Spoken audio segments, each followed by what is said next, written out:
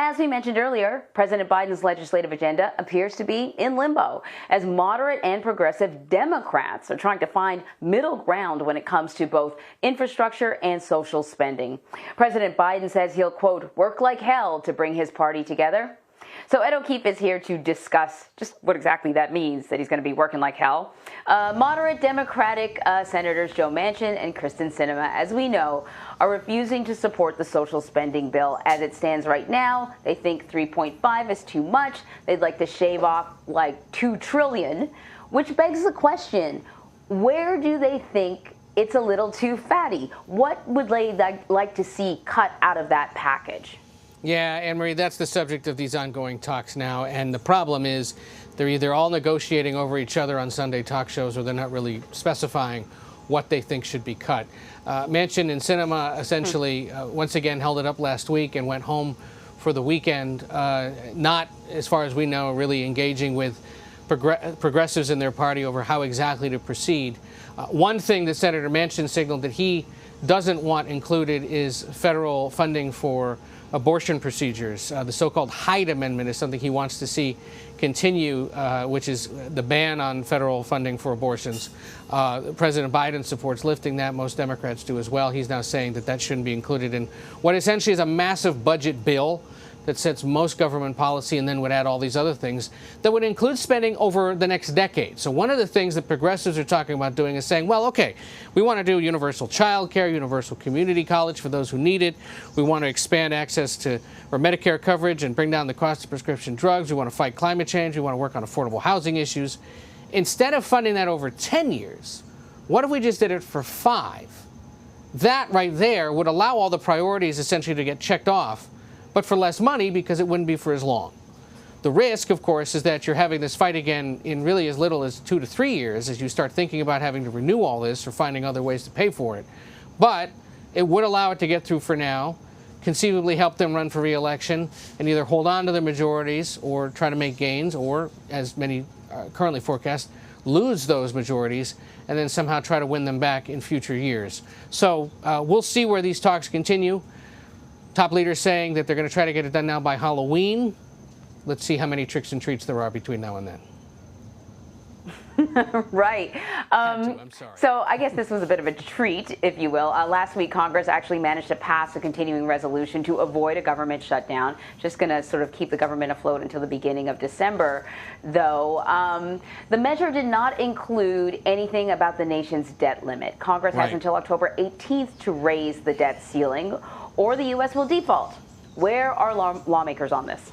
Yeah, so whenever there's a headline that says, you know, Congress votes to keep the government open, it really could read Congress did its job, which is to keep the government open and keep funding levels there. So, I mean, they kicked the can. They literally did it again for another few months. And the debt ceiling fight is now going to have to be held by October 18th, because that's when the Treasury says they'll run out of the money they need to run things and to pay off previous debts. So expect to see a lot of pressure put on Republicans this week. The president set to speak later this morning from here at the White House to talk about the dangers of not raising the debt limit and trying to get Republicans on board with this. Remember, they've said they have no problem raising the debt limit. It's just their belief in the Senate, at least, that Democrats have to be the ones to approve it because they believe that this spending or raising the limit will pay for Democratic priorities. What Democrats point out is no. When you have to raise the debt limits because you're trying to pay off previous expenses, previously approved government spending, which in this case is predominantly Trump-era spending on COVID relief and on other issues that they approved over those 4 years. So Democrats say you're just being totally hypocritical and political about this. The president likely to call them out on that.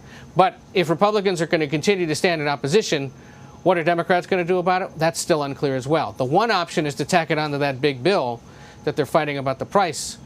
But that's messy because there's going to be potentially some changes made and you're essentially ping-ponging the fate of the nation's borrowing authority back and forth between the House and the Senate with the stock markets watching, and they could tank amid all the instability. So let's see how quickly they can try to get this done in the next 10 days or so. But it is essentially the more urgent priority as the talks continue over how to pass that bigger bill.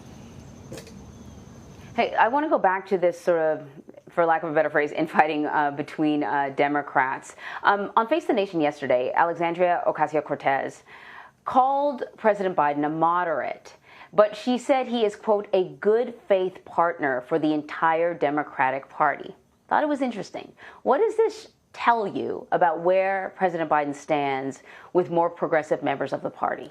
He stands closer to them in this fight than he does with the moderates that are trying to hold things up and shrink the size and ambition of the project. That was a notable endorsement from somebody who we know was critical of him during the campaign, did not support him, had been critical in the early months of the administration. But what she said there was essentially, look, he represents all of us. He is a moderate at the end of the day, but he's been respectful and a partner in trying to get done what we're trying to get done. And what he essentially did on Friday when he went up to the Capitol, when everyone thought he was going to sort of read his Party of the Riot Act and say, get this done, he essentially said, no, you guys figure it out. We want both of these plans. We want the bigger one to be as big as it can be and as ambitious and as sweeping as it can be. Just because you have two moderate senators, Joe Manchin and Kyrsten Sinema, saying they're uncomfortable with the price and the scope of it, doesn't mean you can't figure out amongst yourselves how to get somewhere in between. So that was seen as a big signal to the left that he understands where they're coming from, that he agrees that this has to be as big and as bold as possible. But, of course, you have others who say it can't be because politically it could put the party in trouble. There's concerns about inflation and whether this is going to drive inflation instead of help bring it down. And a concern that perhaps Democrats are overreacting by pumping too much into the economy right now at a time when the recovery is still perilous given the pandemic. Before I let you go, President Biden's taking the show on the road, traveling to Michigan tomorrow. What do we know about this visit? This is the first of what the White House says will be at least a handful of appearances for him outside of Washington to try to sell the plan and convince the rest of the country to stick with them. The White House likes to point out that most of the proposals in this thing have broad popular support, fighting climate change, dealing with affordable housing, and others. The problem is they're all in this big, expensive plan, and so there's confusion and skepticism about whether it can all happen. So he's going to go out and try to speak about the general themes of what would end up in this legislation, even though he doesn't know, we don't know, what exactly will end up in it. He pointed out as well this weekend, this was something, a sales job that he was supposed to be doing starting in August into September. But as he said, things got a little busy, most especially because of Afghanistan and other issues that sort of put off his travel schedule. The rise in the pandemic as well, the Delta variant, caused the White House to scale back its travel plans out of safety concerns. But now he'll head out, and we'll see how the sales job goes. It begins in Michigan, and there could be other stops later in the week. We'll see. All right. Ed O'Keefe, thank you very much. Take care.